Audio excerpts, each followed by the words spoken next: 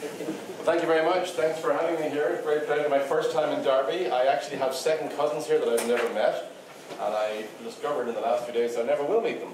At least not in the near future, because they're in France this week. So I may have to come back if you'll have me. But in any case, great pleasure to be here. And what I'm going to do is talk about a couple of mathematical magic effects using cards, most of them of my own devising. They're all available free on the web. My website is cardcolm.org. I'm on Twitter @cardcolm, and everything I'm doing is freely available on the web. It's also nicely arranged with colour pictures in the book, which we will have available downstairs afterwards if you're interested. So let's get started. Now, normally I would be using the projector here so everybody can see the cards clearly. It's not quite going to happen today because of some technical issues, but we'll do the best we can. So I'm going to take a regular deck of cards here, 52 cards, and shuffle them a few times, and then I'm going to need two volunteers, two students who are very good at addition. So you can be thinking about that while I shuffle the cards. So I need two students who can add speedily. Now, two people are going to pick cards. Can you see what these cards are? An 8 and a 10. So if those were the cards, you would report the total as 18, right? Fairly easy. Now, an ace counts low, so if the cards were, there must be some aces in here, if the cards were those two, an ace and a 10, you would report a total of 11. Now, the two people who pick the cards have to memorize their cards, the numbers and the suits, in addition to adding them up. What comes after 10? 11. A jack is worth 11, a queen is worth 12, and a king is worth 13. So we've got 1 to 13 for the different values. Got that? Okay, so have two people thought they can handle this kind of addition? The numbers aren't very big. Can I have two people maybe near the front, first time around, maybe somebody here, which one of you like to help me? Okay, you'd like him to help. Somebody over here? Actually, let's do two close together just because we don't want to be jumping around too much. So let's try two close together. So somebody shout out a number, 4, 5, or 6. 5, okay, so I heard 5. 1, 2, 3, 4, 5. I'm taking off the top 5 cards, I'm mixing them up. Now, maybe you can help. Can you help? Can you handle addition? There's a slight wrinkle I haven't mentioned yet, but we'll get to that, don't worry. Do not panic under any circumstances, not yet. Okay, so I'm going to close my eyes, mix the cards, tell me when to stop shuffling. Preferably before lunchtime. Stop. Thank you. Take a card. And you take a card. My eyes are closed. That was two, sorry. Okay. One each? One each, okay. So, remember your card. Memorize your card. Don't show it to anybody else yet. Memorize your card. So each of you has memorized your card. Suit and value. Now, compare notes. And between you, hopefully you'll agree what the numbers add up to. Do not tell me yet. So the numbers might add up to 10 or 24 or whatever. You ready? Okay, now I'd like you to hide your card there, just put it there. Now a magician could get that back out even after doing this. Magicians have sneaky tricks. But mathemagicians have even better tricks using maths. So you put your card there. Okay, now I'd like you to tell me what the two numbers add up to mod 2015. What do they add up to? I didn't understand the sentence. Okay, just tell me what they add up to, that'll work. It doesn't make a difference here, it's just a sneaky trick. So, can somebody tell me what the two numbers add up to? 8. 8? We're agreed, they add up to 8. So it could be an ace and a 7, it could be a 2 and a 6, it could be a 3 and a 5, it could be 2 4s, it could be a 3.5 and a 4.5. Then there's the irrational numbers. Sometimes the easiest way to find things is to lose them even more, so I'm going to keep shuffling here. I'm going to shuffle and shuffle and shuffle until they're well and truly found. Okay, I couldn't help noticing that neither of you are wearing gloves. Correct? You forgot your gloves. You left your fingerprints on the cards. So I'm going to find your cards by looking for your fingerprints. Let's see. They added up to 8. So there are many possibilities and many suit possibilities. That one looks right. The light in here is okay. Where's that other fingerprint? Ah, there it is. Okay. So tell me what your cards were, please, and I will hand them to you. Your card was? It was 5 diamond. And your card was? 3. Of? Spade, yes. Spades. So it would be these two cards, wouldn't it? Mathematics, correct?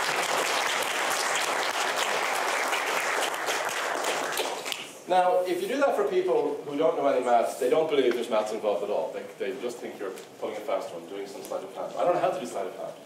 To know how to do sleight of hand, you probably should start very young. You might just be in time. But the people who are good at it tend to start when they're 12 or 14. And I was much, much older before I got remotely interested in magic. So I had to come up with a different way to do that trick. And the idea was to use mathematics. So I'm going to come and explain that trick in a few minutes, and then I'll do a second one for you, and we'll explain that. And for that, we need somebody who really likes ice cream, so you can be thinking about that. And then at the end, we'll do one that's more sophisticated mathematically and has an interesting history. Okay. So mathematical magic, I think, can be used to entertain. It can be used to get students interested in maths. And in fact, what I generally do, a trick like that I might do at the start of a course, at the beginning of the term, and then I will, perhaps not explain it immediately, but say, we'll come back to that later when we do that maths. And you can do that in many math classes, because you can use tricks that use algebra, probability, statistics, geometry, perhaps not calculus, but it's still fun to do it at the beginning. It's kind of more interesting than just talking about the syllabus and when the tests are and so on. So it gets people engaged, and you can learn how to do these very easily. Certainly the first two I'm going to show you. You can learn how to do them very easily, do them for your friends, family, you can even do them for your enemies. They'll all be very impressed. Now, I was very much inspired by a man called Martin Gardner. I want to briefly detour to tell you a little bit about him. He was born in 1914, so he would have been 100 last October. There were big celebrations all over the world. The BBC website had a big feature on it, which I wrote. And it got 500,000 readers in the first 24 hours, which is pretty amazing. So people were paying attention. He was American, a lot of press about him in the US. He popularized mathematics probably more than anybody in the history of the world. It's quite extraordinary. So I want to tell you a little bit about him. But I find it's useful for getting students interested in maths. You can do some independent study. Where I teach in the States, we do a lot of undergraduate independent study, independent research. This provides jumping off points for this. It's also fun for seminars. So this is a picture of Martin Gardner, which I took the first time I met him. I got to know him towards the end of his life. When I was your age, I bought some of his books and I forgot about him. And then later on, I discovered he was still alive. He lived to a very ripe old age. He was 91 when I took this picture. And I took this in Oklahoma. He was from Oklahoma originally. He spent his professional life elsewhere. He went back to Oklahoma in his final years, retired there, and passed away in May of 2010. So I call him the best friend mathematics ever had. And I think that's true because he wrote a lot of stuff. In fact, I call this picture, well, when I went to see him, he was in this small room, a retirement home for elderly people, and he didn't have many possessions left. He kind of had simplified his life. But he had this amazing bookcase, and I went over and looked at it, and I said, Martin, you need to let me take a photograph of you in front of this bookcase. And he hated having his picture taken. He was a very shy man, in spite of his fame. So very reluctantly, he stood there looking a little severe, and I took this picture. And it turned out to be one of the last decent pictures of him taken in his lifetime, and it was used in Time magazine and New York Times and so on, with the obituaries when he passed away. But I call this Martin Gardner standing by every word he ever wrote. He wrote every book on those bookshelves. Most people don't read that many books in a lifetime. He wrote 103 books. Extraordinary. And while he's no longer with us, he is on Twitter. Anybody here on Twitter? Good. Check it out. What would Martin Gardner tweet? Is the first one. So it's short. Things where he says, here's some fun stuff about maths and magic or physics. He was very interested in physics. He wrote the annotated Alice in Wonderland, his biggest seller. It sold 500,000 copies.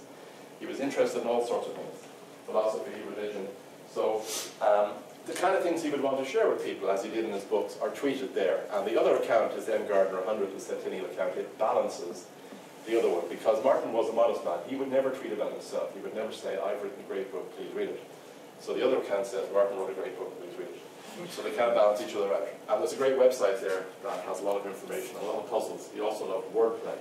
There's 100 wordplay puzzles there that are fun too. So if you just Google Martin Gardner, you'll find them. So the trick I showed you there, well, I call it additional certainties, because as soon as I knew the sum was 8, what the numbers added up to, I was actually certain that I could complete the trick. Now, how did I do it? I had 2 cards picked.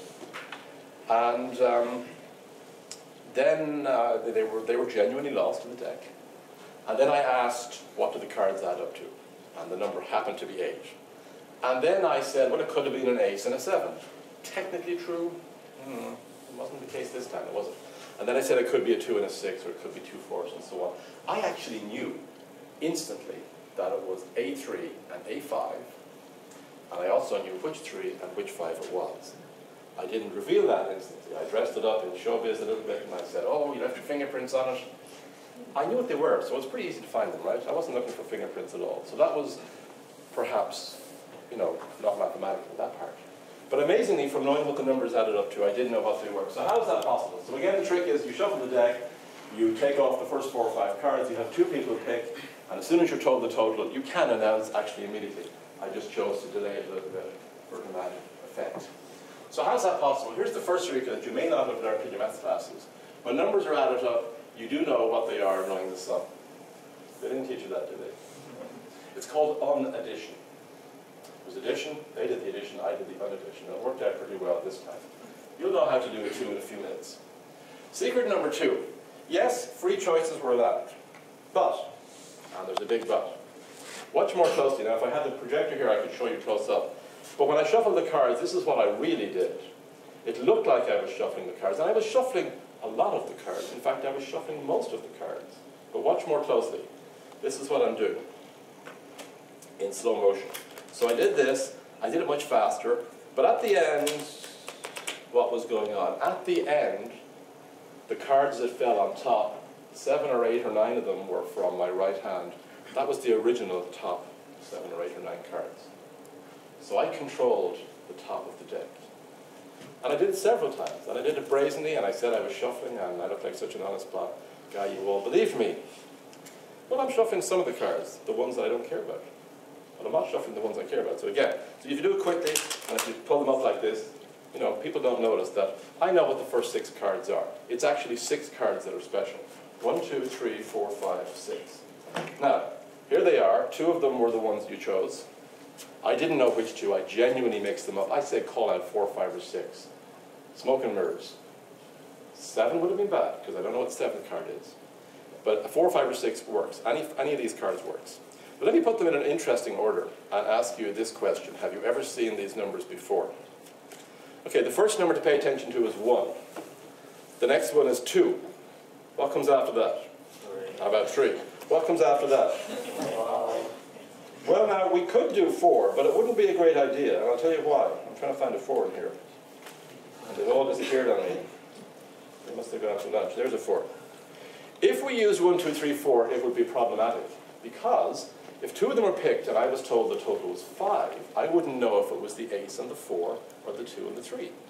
We don't want that ambiguity, so you don't use 4. Guess what? You use 5. Now, can anybody tell me what the next number might be? 6 wouldn't be so good because 6 and 2 is the same as 5 and 1. Or something like that. It can be fixed. Okay, so we don't want to use 6. Or 7. How about 8? Now, what do you think the next number might be? 13, represented by a king. Have you ever seen those numbers before? 1, 2, 3, 5, 8, 13. What are they called? Fibonacci numbers. The secret of this trick is Fibonacci numbers. Now, I've been teaching for a long time, and I've been teaching Fibonacci numbers for a long time, and I was never that excited about Fibonacci numbers. I mean, they tie in with the golden ratio, and some of the things you hear about the golden ratio are true, and most of the things you hear about it are not true. But that's okay. I just had a bad attitude about Fibonacci numbers. But I was teaching from a book that I wasn't that familiar with, and it mentioned something in there which makes this trick work. And I didn't know it before. And I wouldn't be surprised if some of your teachers don't know it, because it's not well known. It's the secret that makes this work. And suddenly Fibonacci numbers became the most exciting numbers I'd ever seen in my life. And now I really like them, because it makes this trick work. So that's what's going on here. The possibilities are narrowed down by having half a dozen key cards at the top of the deck. It doesn't really matter what the order is, because they will get jumbled up. And then I keep them there through fair-looking shuffles. So the mathematics is about numbers. It's not about suits. I'll explain the suits in a minute. So I've actually memorized those particular 6 ones. I've memorized the suits. And because I've been doing the trick for, whatever, 6 or 7 years, I really do remember them, right? You could use all the same suit. And if you're teaching a small child how to do this trick, you might want to make it easy on them and just use all hearts. But its performance, it's good when you seem to have this magical ability to name the suits as well. That doesn't have anything to do with maths. It's the numbers that has to do with maths. The false shuffle isn't mathematical either, but it's still a pretty good trick, I think. So here they are. You start with Fibonacci numbers. Now, Fibonacci numbers, you can start with a 1 and a 2, and then add them to get 3.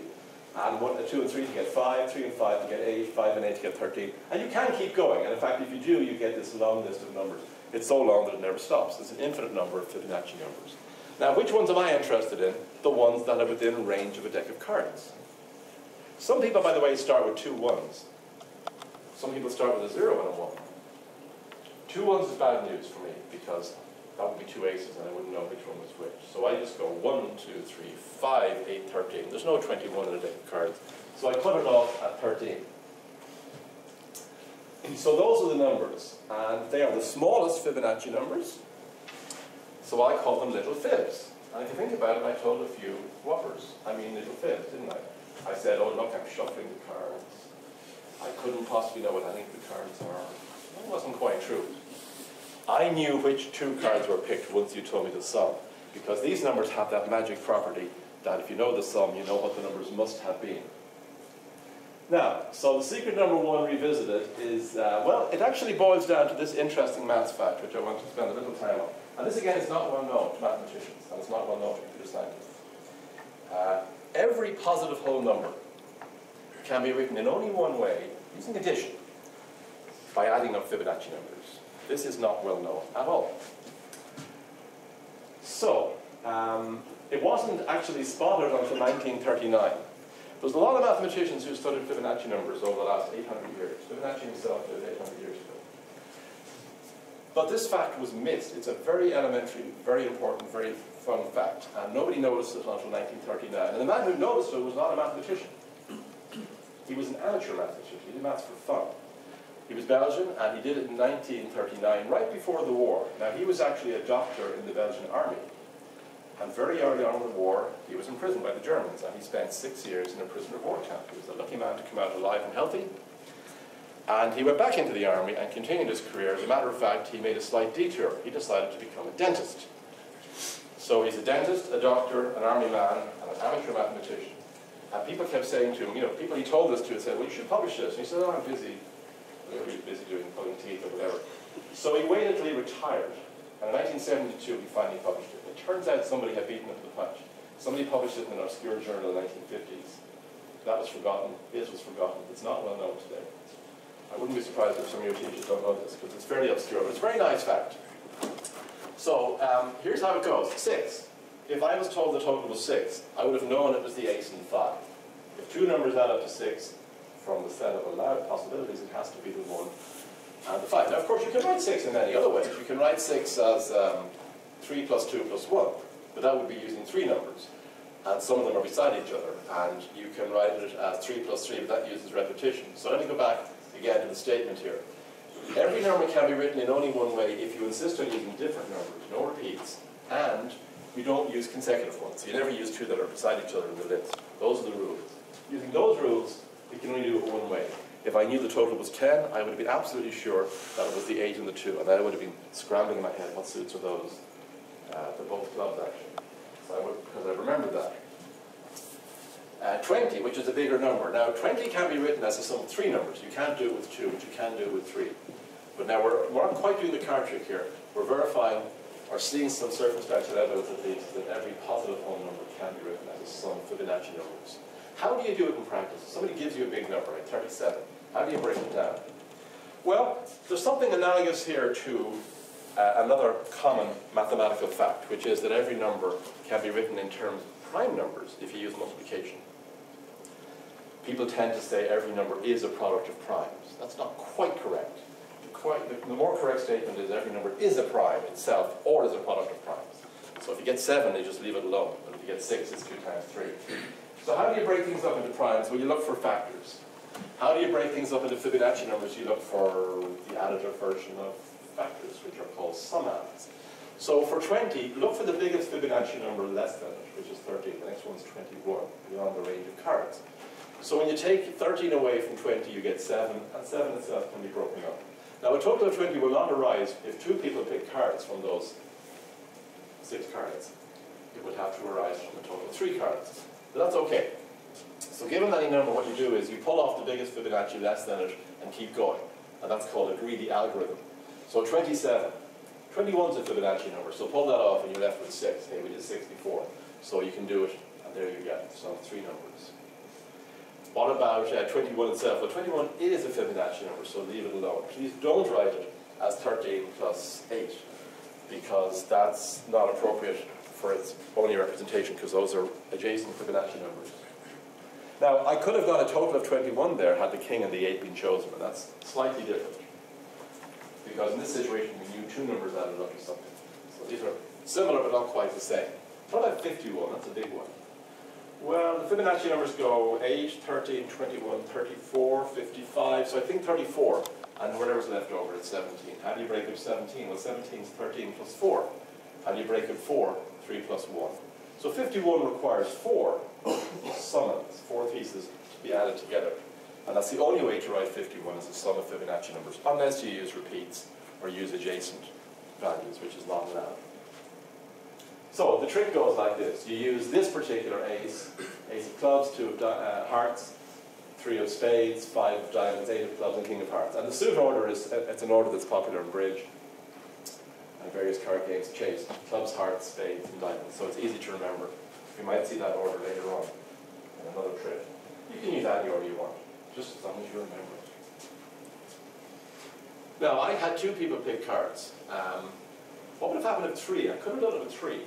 Remember we saw some numbers like 20 would involve 3 pieces? Well, it's a little harder to perform, but it basically works out the same. There's a slight wrinkle that I'll not worry about now, but it basically works for 3. Because any possible total can only arise in one way. Again, with 1, 2, 3, 4, that's not true, because 5 is 1 plus 4, and it's 2 plus 3. But we don't allow that because 4 is not in the mix. So it's kind of sneaky. But like I say, Fibonacci numbers have, an application that I never knew about before. So it's easy to break up any number into its constituent fibs. Now, what other numbers might work? Do they have to be Fibonacci numbers? They don't. This is another popular sequence that's related to Fibonacci numbers. They're called the Lucas sequence, Lucas numbers. You start with 2 and 1, not 1 and 2. The order has been flipped. And then you do the addition thing. So 2 plus 1 is 3, but 1 plus 3 is 4. 3 plus 4 is 7. 4 plus 7 is 11. 7 plus 11 is 18. The list goes on forever. Now, which of these would be useful for cards? Well, that 2 at the beginning is slightly problematic. We've mentioned it several times. If you have 2, 1, 3, and 4, you have this ambiguity of 2 plus 3 being the same as 1 plus 4. So just drop it. Get rid of it. Use an ace, a 3, a 4, a 7, and a jack. There's no 18. So we only have 5 cards. Did anybody complain that I had 5, not 6, or 6, not 5? No. People are quite happy. So you can do it with 5 different cards. And that way, on a repeat performance, you're using different numbers, and it seems just completely random. In general, you don't do the same trick twice for the same audience, just as you don't have the same joke twice for the same audience, because the punchline's not so funny the second time, right? But if you have a different punchline, different numbers, then it's kind of baffling. So you can use other numbers. So then you might think, well, maybe it's got to do with this addition thing. I mean, it certainly has to do with addition. And these are called, that's an example of what's called a generalized Fibonacci sequence. You could start with your favorite 2 numbers, 1 and 7, 5 and 11, or whatever, and just run with those. You have to start with small ones if you want to get several values less than 13. But it turns out you don't even need to do that. Here is a list of numbers that has nothing to do with addition, really. 1, 2, 4, 6, and 10. That has the property that if you pull out any 2 of them and add them up, you will never get the same total as any other 2 add up to. It's a little harder to decompose it. But if you've memorized the numbers, it's not so hard. So it works for 1, 2, 5, 7, and the king. So the obvious question is, what's really going on here? And that's an interesting undergraduate project to try out. What's special about a set of numbers so that this trick can be done? It certainly works for Fibonacci numbers. Now, I said Fibonacci numbers were extra special, and they are, because every number can be written uniquely. That's not true for, I'm not saying every number can be written uniquely in terms of 1, 2, 5, 7, 13, but I am saying if you add up any 2 of those, you never get the same number as if you add up any 2 different ones. And that's what makes the 2-person trick work. Okay, I think we should move on to the next trick now in the interest of time. But I will mention that this trick is one of several featured on a web page that I'm going to tell you about. Every April in the States, there's something called Maths Awareness Month. And the new one is coming up because April is just around the corner. So if you go to mathaware.org, it'll give you this year's, which is Careers and Mathematics. It's very interesting. But you have to go to the last year's site to get what I'm about to tell you about. Last year, the topic was Maths, Magic and Mystery. It's the name of a famous book written by Martin Gardner way back in the 1950s. And he explored lots of fun ideas using magic and cards and rubber bands, topological tricks, paper folding, all sorts of fun things. And we kind of did an update of that for, 60 years later for Maths Awareness Month last year. So on the right you see the poster, and if you go to the web page you'll see a copy of that, and there's 30 panels there. It's like an advent calendar for people who believe in mathematics. One is for each day of the month. So for each day in April, but now you can watch it anytime. If you click on one of those, you'll get different links. So for instance, this one in the middle here on the top happens to be the card trick I just showed you. The first one is about magic squares, that's about braiding. This one here is about juggling. This is about pushing blocks off a table until they just about fall over. There's some interesting maths there. This one's about a famous optical illusion called Thinky Dragon. So there's all sorts of fun things in here using maths to surprise, and they have a magical or mysterious element. And any one of those they all have videos, introductory videos, some more maths, more advanced videos. They're all fun to try out. So if you have a break after your next set of exams, I strongly encourage you to check that out. I bet you'll find something fun there to look at. So it was, as I said, Martin had the reputation of turning teenagers into maths professors and maths professors back into teenagers. And he certainly did that. There's tens of thousands of people who claim that they were very influenced by him. And there's lots of other things there that are involved in Fibonacci numbers. So there's about 4 of those pages are about different fun things you can do with Fibonacci numbers. So it's a fun thing to check out. Okay, we'll move on to our next trick. Now, has somebody, who's salivating for ice cream? Okay. I want you first of all to shuffle the cards, make sure they're completely shuffled.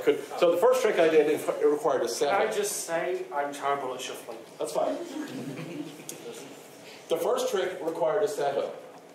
I always do the setup trick first, because I wouldn't want to be setting it up right now in front of you. And now the pressure's off me, because I don't need a rigged deck for anything else. So the first trick was a rigged deck. Just mix them up so I couldn't possibly know any of them are. And we'll try this little experiment. So what is your favorite flavor of ice cream? I don't actually have one. Okay. If you had one, what might it be? Keep shuffling. Lunchtime is almost gone. How about some chocolate? Chocolate. Oh, how about some chocolate? Yes, please. Okay. Chocolate's an excellent choice. I happen to be familiar with chocolate. It has 9 letters. What's twice chocolate? That would be 18. So we need at least 9 cards to represent a scoop of ice cream, and we need no more than 18. Are we good to go? Nearly, just let me just put all the cards back together again. Excellent. So we're going to have, that'll do. Great, thank you. So we shuffle the cards, and obviously I couldn't possibly know what any of them are. Now, we are going to have 3 scoops of chocolate ice cream. He's going to have 3 scoops of chocolate ice cream. So I just spell out the word chocolate, which is 9 letters. Twice chocolate's 18. I need between 9 and 18 cards. Quarter of the deck should do it, right? That'd be about 12-inch, 13-inch. So I'm fairly confident that in my hands here I have enough to spell the word chocolate, which is to say 9 or more cards, and not too much to overdo it. It's easy to overdo it with chocolate, isn't it? I don't want 18, or 18 would be fine, but 19 would be a disaster. The maths wouldn't work. So I'm going to mix these cards up, and first of all I want you all to see that these are all different cards. You can see these are all, I mean they're not all the same, right? These are just random cards on the deck. And tell me when to stop shuffling. Stop. Okay. So the cards are randomized. I couldn't possibly know what any of them are. I'm not quite sure how many I have, but I do know it's more than 9. And less than 18. So here we go. You get 3 scoops. C-H-O-C-O-L-A-T-E. First scoop, first topping. Don't worry, it's low calorie. C-H-O-C-O-L-A-T-E. Second scoop, second topping. Have you done magic before? No. No. Okay, he's a first timer. I think he's going to do it. Fine. C-H-O-C-O-L-A-T-E.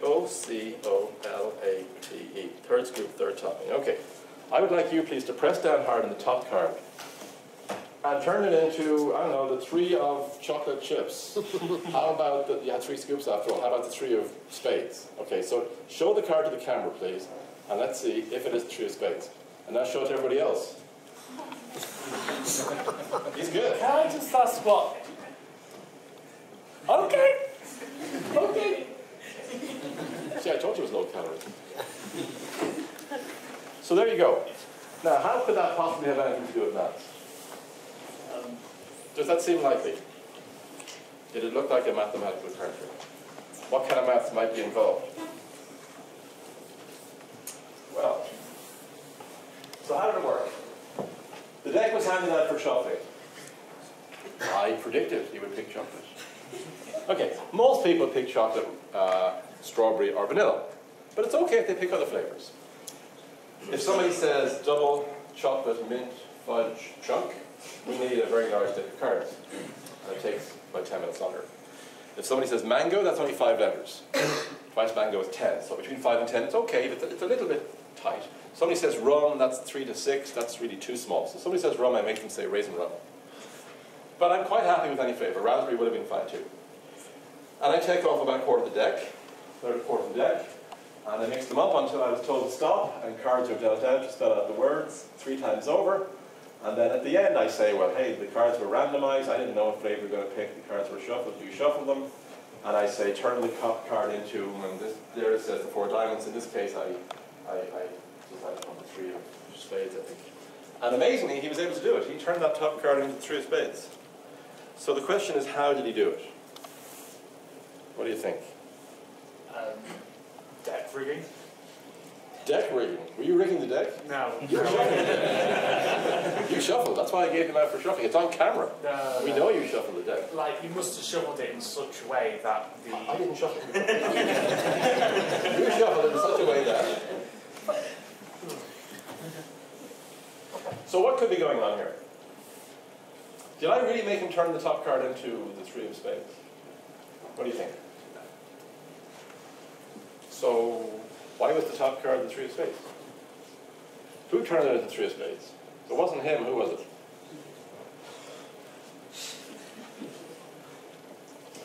Somehow, I knew that the top card was going to be the 3 of spades. Did you see me looking at it at the very end? No, I didn't need to look at it at the very end, because I knew from the beginning that it was going to be the 3 of spades. So how is that possible? Was it at the bottom? And then when you do the 9, and then the top, and then 9 at the top, the bottom card comes to the top? Yes, that is the secret. Very good. It turns out that the card that starts at the bottom will end up on the top. It's quite amazing. And it doesn't matter if I spell raspberry, chocolate, vanilla, or strawberry. It'll work for any of those, provided I have between n and 2 n cards, where n is the length of the word being used or whatever. So that's how it works. It's quite mysterious. So let's take a quick look at that. So what's going on here is you're reversing cards. Now, and then dropping the rest up. So one way to analyze this would be to start with maybe 13 cards. Ace, 2, 3, down to Jack, Queen, King. And that way you can see where everything moves to. And that's what I'm kind of doing here, except I don't make it 13. So imagine if you had 1 representing an ace, a 2, and so on, all the way down to the end here, which is n. So n is the size of the packet in your hand. In this case, it was 13, 14, 15. I'm not quite sure. I didn't actually need to know. What's k? K is the number that are being spelled out and reversed. So in his case, he said chocolate, so k was 9. So k was 9, and n was something bigger. But not too big. No bigger than twice. No bigger than 18. That's very important. It won't work if you have 19 or 20 cards.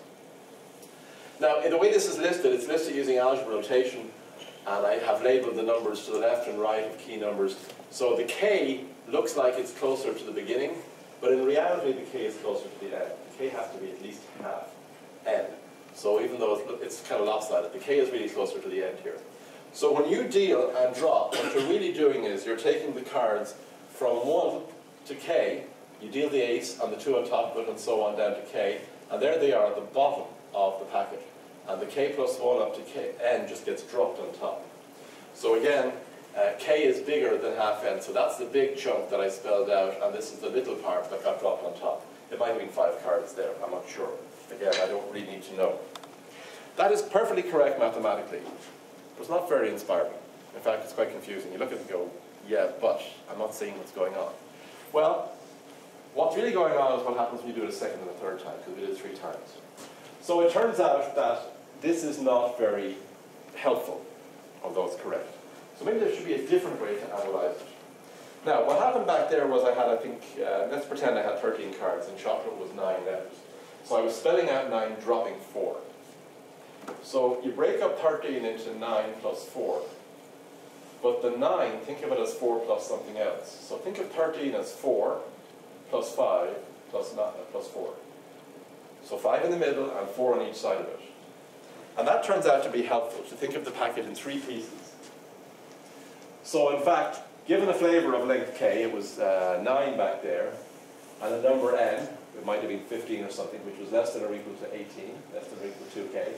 Think of the packet as breaking into 3 chunks: the top, the middle, and the bottom. BMT for top, middle, and bottom. And the top and the bottom are the same size.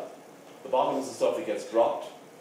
That has size n minus k. Therefore, the other piece is n minus k, and whatever's left, the middle is 2n minus k. It might be 0. If you're spelling vanilla, which is 7 letters, and you happen to have 14 cards, it'll be 7 and 7, and one in the middle will be invisibly empty. Don't worry about it. It works. So what's really happening is, it turns out, when you do the drop, the spelling and dropping, you're taking the top, spelling it out so it ends up at the bottom. The little bar on top means the order is reversed. The stuff in the middle, it would have been 5 cards back there, ends up in the middle again, but flipped, reversed. And the original bottom just gets dropped on top. So it's not reversed.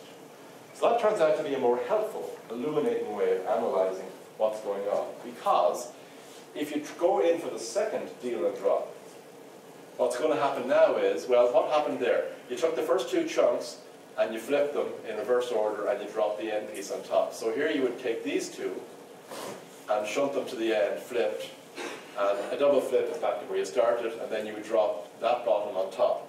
So if you do it 3 times, you suddenly discover what I claimed, which is that the original bottom card, which you notice, the original bottom card will end up on top after 3 deals. Now it's not quite happening here because that's a bottom chunk of cards. And the very bottom card is not where you think it is there. It's at the end of that list, not the beginning. But this will work out with a B hat on it after 3 of these moves. So it turns out that when you do it 3 times, it will prove what I said. Now, it turns out that not only does the bottom card come to the top, the bottom 3 cards become the top 3 cards flipped. So I actually peeked at the bottom card after he shuffled. Did you see me doing it? No, I hope the camera didn't catch it either. With the camera over there, I had to be kind of careful. So he shuffled the cards, he gave them back to me, and I don't remember exactly what I did, but I did something like this, and with my peripheral wandering vision, my wandering eye, I can see that bottom card, so it's the 10 of spades. So then, without showing it to you, I said, well, let's take off some cards. And then I pretended to mix them up. Well, if you look very closely, what I really did was I flipped it to the top. I showed you many of the cards, but not the top one, which is the one I don't want you to see or remember. I said, look, they're all different. And then I slipped it back on the bottom, and then I said, tell me when to stop mixing. And I held on to that bottom card, so it did not move. And it doesn't matter what you tell me. I don't care what the rest of the cards are. The bottom card is where I want it. It will end up on the top when you do the spelling. So the bottom card comes to the top. But if I had peeked at the bottom 2 cards, they would have come to the top in reverse order. And that would be more dramatic. Because you could say, turn the top card to such and such, and then you verify it's true, and then you say to the next person, turn the next one into it. You're acting with casual, but of course you have to say the card you memorized. And if it happens twice, it seems incredibly miraculous. It's all based on mathematics. Now, if the bottom card comes to the top, so the bottom card, let's say it's the 2 of hearts. There's the 2 of hearts. So if I spelled out vanilla, strawberry, chocolate, it would end up on top. Imagine if I didn't stop there. Imagine if I dealt a 4th time, if I spelled out vanilla or whatever. Wouldn't that bottom card be back on the bottom? It would. It turns out that if you do this mathematical move 4 times, everything is back to where it started. And that's very interesting mathematically. So I didn't tell you everything. Here's the real scoop. If you count off more than half the cards in reverse order, use the same number every time, and drop, you will end up with the packet back in the order in which it started. And that's kind of magical. And if you know a little math, that should have you scratching your head saying, well, what's really going on here? It's really about 4, not 3. 4 is more interesting. The 3 is good for a card trick. Here's a pictorial proof, which has nothing to do with anything I've shown you before, but it works. Imagine that this on the top represents, this on the left represents a packet of 13 cards, where that's an ace, that's a 2, that's a 3. So they get darker as you go down, and maybe the king is at the very bottom. That's 13. So n is 13. Let's suppose that you're spelling mint chip, which is 8 letters. So that means that I break the packet up into the bottom 5, the top 5, and the middle 3. So that's my top, middle, and bottom. So when you take those 8 and reverse them to stand out mint chip, they end up on the bottom. So the ace goes to the bottom, and there you go, with those 5, and then those 3. And then on top, it's what you dropped. So that's the king, which you've memorized for the trick purpose, and it pops up there after one move. Not very inspiring. But if you go in for a second or a third, you can see what's going on. Because the next time around, you're counting out all of these 8, reversing their order, and then dropping that on top. Still not quite clear what's going on. But the third time, suddenly it all becomes clear. Because now if you reverse the order of these, and put them there, and drop the rest on top, look what's at the top. It's the darkest colour. That's the bottom card that ends up on top after 3. And if you do it a fourth time, this final panel is identical to this.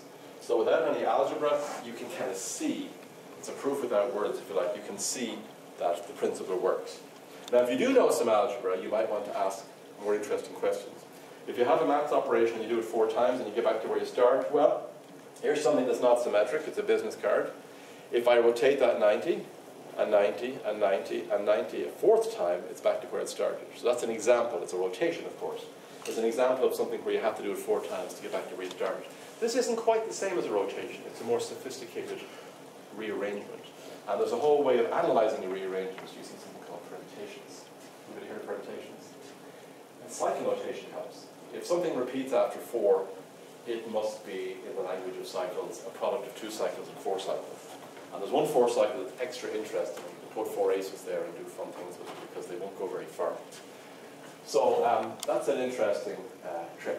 Now, the last one is a little more sophisticated. And for this one, I need a couple of volunteers. So let's see. Could you help me, please? And maybe somebody on the left-hand side. Would you like to help me? Yeah. One of you, whichever. Come on down. Okay, here's what I'm going to ask you to do. I'm going to ask you to mix up these cards. Make sure they're really mixed up. I'm going to ask you to give him, what's your name? Matt. Matt. And your name is? Nicholas. Nicholas. So Matt, please mix up the cards and give Nicholas any 5 cards you wish. Make sure I don't see them. So give him any 5 cards. Now, this is we don't have the document projector. So here's what I'd like you to do. Now, can I just show what I want to do with these? So I'm going to ask you to look at the cards, first of all, and hide one of them on the mat. Okay. Secondly, I'm going to ask you to show the other 4 to the camera. Yeah. That's it. And I'm going to go around and look at those 4. Now, this could be a poker hand. I could have asked him to hand-pick a really good poker hand or a pretty good poker hand. So imagine it's a poker hand, right? I think he just picked random cards, didn't you? But it could be a poker hand. So imagine if it was a poker hand. He gives him with poker hands 5 cards. He's going to show me 4 of those cards. The 5th one is hidden. And I'm going to see if I can guess what the 5th one is. Just knowing what the first 4 are. That sounds kind of unlikely. Imagine if you telephoned a friend and said, I got this great poker hand last night. And your friend said, what was it? And you started listing the cards, and after 4 cards, the line went dead, and you got cut off. And your friend says, that's fine, I understand. I got it. I figured out what the 5th one is. That sounds amazing. It's like 25% free information. Are you ready? Yeah. Okay, so I'm going to stand over here and look at the cards, and you show them to the camera. And I'm going to see if I can guess them. So I'm seeing an 8 of diamonds, an 8 of hearts, an ace of diamonds, and a 10 of spades. Okay, very, very, very interesting. Yes. Okay, I'm pretty confident that I know what the card there is. Can you show it to me one more time, please, just to be on the safe side? Because I do have to do some maths in my head here. So, okay, I just want to make sure I don't goof. Okay, so that was the poker hand. Yeah, well, 2 8s aren't bad. That's respectable. You got an ace in there. Pretty good. But I don't think this card's going to help you from the poker perspective. I'm pretty confident this card is the... Triple check here. I think this card is the 9 of diamonds. I don't know if it is. I sure hope it is. Is this card the 9 of diamonds? Is it? It's 10. It's the 10.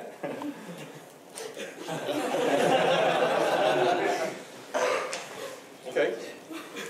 Can we compromise? compromise on this? Do you still think it's the 10 of diamonds? Looks like it. What do you think?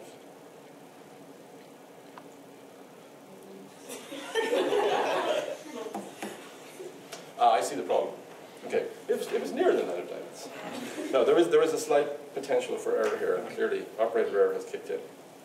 Yes, from the other perspective, it is in fact the 9 of diamonds. Should we try one more time? Yes, let's do it. Okay, just to be convinced. Okay, so give him 5 more cards. Shuffle. Shuffle. Shake.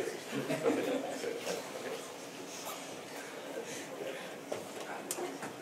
We can edit out that bit.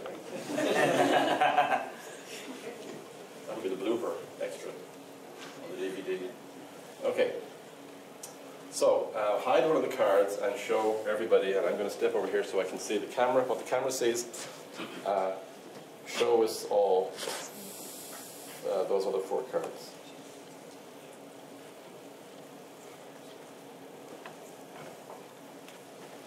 So, gosh, have we seen some of those cards before?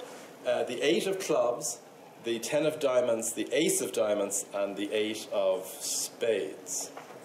Okay, now I have to be super careful here. Ooh. Okay, okay. So let's put them down there. I'm just going to look at it one more time because I do have to do math in my head. So that's spades, diamonds. Well, it should be the. I'm getting a sense of an ace. So, is that appropriate? No. Okay. So now these are the cards that are being shown. So we've changed things slightly. Okay. So now it's. No. That's interesting. This does change things, doesn't it? Just to fool you a bit. Not to make it too easy. Not to make it too easy, right. So, I'm just making sure I don't goof a second time. So,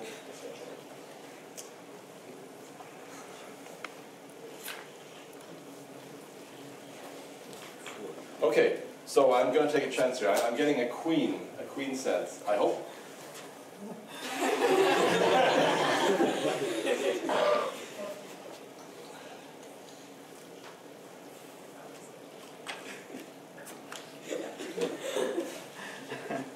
That was where we were earlier, wasn't it? That's what you put down the first time. I mean, a few minutes ago.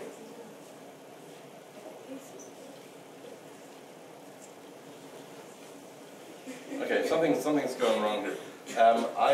This is the display you first showed me, isn't it? This is for you. So here's your 4 cards. Yeah. That's what you showed me. I don't think so. No? Okay. Because you just switched those. When I announced it was an ace, you switched those, and then I announced it was a queen. Yeah, it was an ace. Yeah, you switched those. So yeah, well this is what it is now. Okay, well then I'm still convinced that it's a. Okay, so hold on. Okay. You have to think carefully here, Colm. I know. Okay. Chased. So. Well, don't chase it. Don't change the answer. Spades, diamonds. I know it's.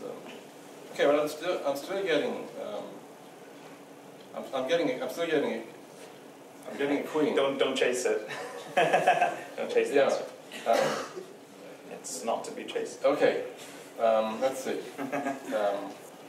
Diamonds. Oh, diamonds.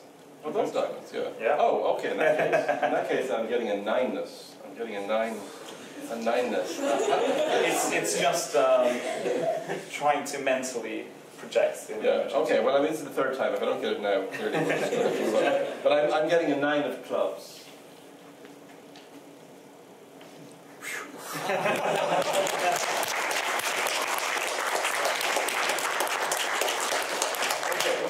Thank you. Now, a good day, it works a little more smoothly than that. So what I'm going to do now is explain what should have happened there more smoothly. So this is a great trick when it works well. A spectator, our spectator was over here, Matt was our spectator, gives 5 random cards to a volunteer. My volunteer was Nicholas over here. Now, a volunteer and a spectator are two entirely different things. He is an innocent spectator. He was a plant.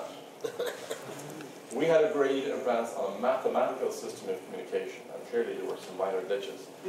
But it does work with 100% certainty when both participants are completely awake and so on. So I'm not quite sure what happened there, but I have an idea why it went slightly wrong, but we fixed it, finally. So the volunteer, Nicholas, looked at the cards and hides one, or he could have given it back to Matt, and then places them in a row. So all I was going by, the information he was communicating to me was a list of 4 cards. And from that, I was able to, in theory at least, decide what the missing card was. And it really does work with any 5 cards. This was invented in the late 1940s. It was published in 1950. And the book it was published in was very obscure. It was published in South Carolina, I think, originally. And then it resurfaced in a book published in Calgary, in Alberta, in 1976. And that's where people find it today. It kind of was forgotten for a long time. But it is actually one of the best mathematical card tricks. So I am the mathematician. I looked at the cards on display, 4, and after a suitable pause, a rather long one in this case, with some false starts, I did promptly reveal the identity of the hidden card. So it's a 2-person trick. There's a whole family of 2-person tricks for the communication is entirely mathematical. Magicians don't like 2-person tricks, because if you have an assistant, an accomplice, a confederate, a shill, anything goes. He could have scratched his head to tell me he was a king, or tickled his chest to tell me he was a heart. You can communicate a lot with words and with body language. That's not what this is about. It's about mathematical communication. And, magicians find that a little scary. But it's a nice idea. So he had been trained in advance. And we practiced it several times in the hour before, and we never made a mistake. I promise you. We got 5 or 6 just perfect. And it worked very smoothly, very quickly. But clearly, performance anxiety or whatever didn't work quite so smoothly that time. So how can it be done? It was invented by a man called William Fitzchaney, who was actually the first person to get a maths PhD from MIT, Massachusetts Institute of Technology in Boston. And he was a geometer, did a long life's maths, but he also was a magician and came up with this. Now, the volunteer gets to choose which card to hand back or hide. So Nicholas decided which of the 5 cards to hide. It wasn't random. And in what order to show the other 4. So what might have been driving his decision making? What can you say for sure about any 5 cards? Do you have to have an ace? Of course not. Do you have to have a heart? No way. Or a club? But what can you say for sure about any 5 cards? Is there anything that springs to mind? 5 is a special number, yes. The chances are is that you can't. You have to have. The chances are is that there'll be different suits and different numbers.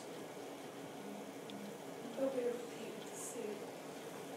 Who said that? Yes. There's only 4 suits. So with 5 cards, you can be sure of one thing. There might be repeated values, but there has to be a repeated suit. And that is the first step in the door. Once you get your foot in the door with that observation, you're making progress. There has to be a repeat. And in those particular 5 cards, I don't remember what all of them were, there were 2 diamonds, as I recall, and there were 2 clubs. He chose to focus on the 2 clubs. He could have focused on the 2 diamonds. So just focus on one suit match. And off we go. So let's just take off 5 random cards here. There's 5 random cards. 5 random cards. I'm looking at a diamond, 3 clubs, and a heart. 3 clubs is good. You might not have 3, but you certainly have to have 2. So, what do you think happens next? 1 card is hidden, 4 are displayed. What kind of card might be hidden? One of the clubs, yeah, one of the repeats. Because, if there's a repeat, maybe he's a way for the cards to tell me what the hidden one is. And that's exactly what happens. So one's a repeat, and that's the one that's concealed.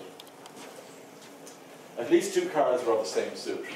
Now, with that also generality, that just means, you might as well assume that there are 2 clubs. Hey, my notes are right this time. But it could have been 2 hearts or whatever. So just focus on it. So one of those is hidden. And the other cards are put in a way, displayed in a way that somehow tells me what the hidden one is. Now, I think a good idea might be for the display to basically alert me very early on that the missing card is a club. And then it's just a question of which one. So an easy way to do that, it's the most obvious way, is maybe to make the first card that's displayed one of the repeats. So, in fact, the first card, the one on the left, was a club. So the instant I looked at the display, I knew but did not announce that the missing card was a club. And then I was worried about which club it was, and I just saw it took me a few tries to get it right this time. So, you can make it easy and just make the first position be the suit giver, the suit indicator. If you think that's dumb or too obvious, and it certainly is if you do the same trick 3 or 4 times for the same audience, there's a smart way around it where the suit giver card moves around in an unpredictable way and everything works out. But we're just doing the simple version here because we're getting low on time. Now, the other 3 cards can be jumbled up, well, in 3 factorial ways. 3 things can be arranged in 3 factorial ways. There's nothing to do with the spacing between the cards or the angles. It's all legit above 1. Again, this was actually published originally under the title Telephone Stud. It was intended to be done over the telephone. Somebody would say, here are 4 cards, and the other person, perhaps with a cheat sheet, would speak back and say the 5th one is such and such. So it's just about the list of cards. So there are 6 ways that you can jumble up 3 cards, and there's an easy way to associate that with the numbers 1, 2, 3, 4, 5, or 6. So it seems like you can communicate to me one of 6 things. Now when I saw whatever it was, the 8 of clubs there, I knew it was one of the other, well, there's 13 clubs, so one of the other 12 clubs. Someone has to tell me which of those 12 it is. And he seems to only have 6 things at his disposal that he can communicate. 6 and 12 are not quite the same number, right? They're off by a factor of 2. So you literally need another bit of information. And you seem to be stuck. And that's the part where you have to scratch your head and figure out a way around it. Well, first of all, how can you communicate a number between 1 and 6? Well, you could put the deck in chased order, which is to say, think of all the clubs on the left, then the hearts, then the diamonds, then the spades, and the diamonds. And of the 3 cards, one of them's closer to the left, one's closer to the right, and one is approximately in the middle. So think of those as low, medium, and high. They can be jumbled up in 6 ways. And that's what we do. And as I said, 6 doesn't sound like it's enough. Well, there's a sneaky extra part. When he sees 2 clubs, he has to be careful which one he hides and which one he puts in first position. Think of a clock. We don't have one here, do we? Regular 12-hour clock, right? How far apart can 2 hours be on a 12-hour clock? 6. Imagine a 13-hour clock. Modular arithmetic. After all, suit of cards can be thought of as ace, 2, 3, 4, 5, 6, 7, 8, 9, 10, jack, queen, king. Think of it as a 13-hour clock. How far apart can 2 hours be on a 13-hour clock? Also 6. You'd have to go up to a 14-hour clock to space them out 7 apart. So if you have any 2 hours on a 13-hour clock, or any 2 values between ace and king, they're only 6 apart at most if you go the short direction rather than the long direction. And we always agree to go clockwise. And that's it. You put the pieces together and it works out. So the bottom here has to be careful. So if you think of the 13 card values from ace to king as being arranged in a circle, they are most 6 apart, counting clockwise. And a number between 1 and 6 can be communicated. So for instance, if it's a 2 and an 8, well 8 is 6 past 2. So hide the 8, play the 2, and somehow if the other cards communicate, add 6. That's about addition, addition. But if it happens to be the 2 and the jack, well the gap from 2, jack is 11, so the jack is 9 past 2. That's bad news, that's bigger than 6. But it's okay, because you can get from the jack to the 2 in a shorter route. Queen, king, ace, 2. It's only 4 away from the jack. So you would hide the 2 and play the jack. And that's kind of what you have to do. And the arrangement for the numbers, well again I said arrange the deck with the clubs first, aces are low, then the hearts, then the spades, then the diamonds. And you know, when you play the cards, you think of it as medium, high, and low. Low, medium, high corresponds to 1. High, low, medium corresponds to 6. And the numbers in between. It's a fairly standard convention. You have to memorize that, but it doesn't take much to do. I used to do this with my kids. When my oldest daughter was 8, I learned this trick and I used to do it with her. And she didn't understand maths officially. I didn't use any big words about permutations. I just taught her how to do it. And it was a great party piece. He just couldn't believe his kid could get the fifth card every time. They were convinced there was body language. And sometimes I would just write down the list and people would think it was my handwriting, but they would read out the names of the cards to her and she would get the fifth one. And it's all about mathematics. She never really liked the maths explanation, but she learned how to do the trick. And it works very well. So let me suggest to close a variation on this, where you have 4 cards. Now, when you're thinking of 4 cards, having just done the 5-card version, it might occur to you that with 4 cards, there doesn't have to be a suit match. And you're absolutely right. There could be all different suits. So given only 4 cards, the following is possible. The spectator picks 4 cards, hands them to the volunteer, who has been pre-programmed mathematically. He looks at them, he hides one, and he shows me the other 3, with a slight wrinkle. He shows me the other 3, and some of them might be face up, as before, but some of them might be face down, and that's kind of weird, because instead of seeing 3 values from the camera angle, what I might see is this value, a blank, which seems to be telling you nothing, but that's not true, and another value. And it even works if both 2 cards are face down. 2 cards are face down, the face up one could be in between or whatever. You can still figure out what the 4th card is. And you won't believe me, but I promise you it is true. It even works when all 3 cards are face down, and all I see is that. That seems to convey no information whatsoever. That is not true. It conveys a lot of information. So it's kind of surprising that you can do it for 4 cards. Let me flash forward here to a little puzzle at the end. Well, here's the book that has all these in it. And I think Blackwell's folks are ready downstairs. I'm going to be signing them there if anybody's interested. It's 380 pages full color. And I want to leave you with this puzzle. It's got nothing to do with cards, but it's a very interesting puzzle. Can you wrap up this cube? That's it. What are the rules? You've got a 3x3 grid of blue paper. You've got a 1x1x1 cube. You have to somehow fold the paper up to enclose the cube.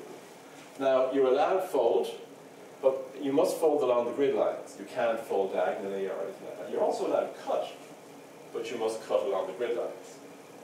So one possibility would be just get a scissors and go crazy, right? Just hack it into 9 pieces and use 6 of them and sell the other 3 on eBay. You're not allowed to do that. The paper has to remain in one piece. It can be L-shaped or whatever, but it does have to remain in one piece. Can it be done? Yes. It's a fun thing to try. You kind of might want to actually get a piece of paper and do some folding. But thank you very much for your attention.